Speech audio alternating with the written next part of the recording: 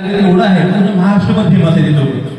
कदाचित आपल्याला माहित पण असेल की ही लोक एवढे फेमस आहेत. तर महाराष्ट्रात मी भोपाळ परिवारात फिरलो त्यानंतर तुम्हाला नाव लागेल खूप फेमस आहेत आपल्यामध्ये. आणि संगीताचं नाव आपल्या संगीताचं नाव त्यांनी खूप उंचावर गेलंय.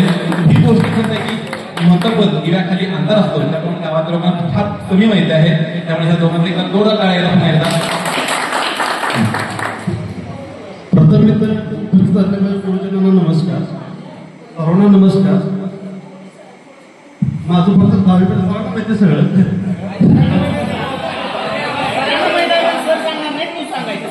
10वी पर्यंत शिक्षण झाल्यानंतर 10वी काय वाचवलेलं आहे.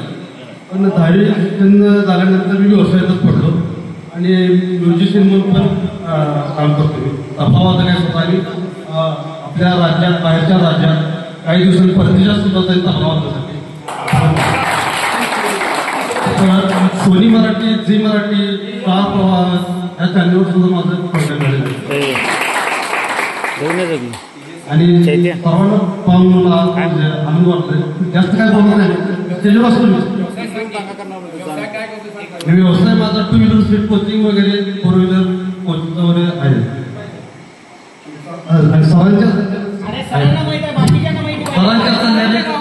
सरांच्या गावात व्यवसाय केलेला आहे. हॉस्पिटल गावात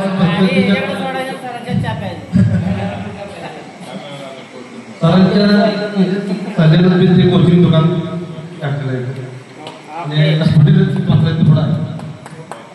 धन्यवाद.